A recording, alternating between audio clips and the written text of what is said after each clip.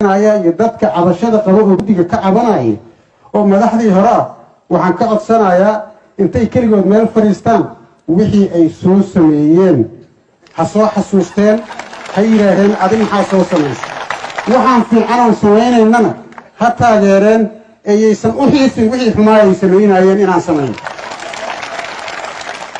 77 xildhibaana inta lagu dooranaya maanta nin saaxiibkay ah isoo wacay oo musharaxiinta kamid ah wuxuu igu yiri xildhibaanadii hore oo ku jiray baarlamaanka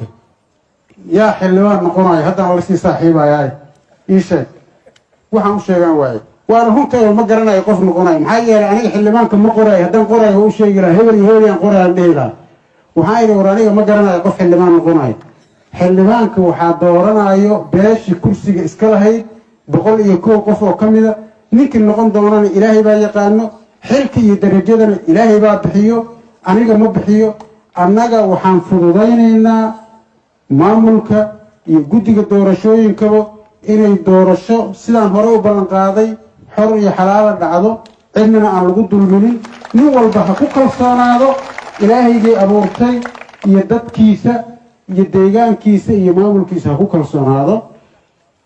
intaas way wax annaga nagala rabo facility-ga maahan annaga waxba ma qorayno waxna ma dooranayno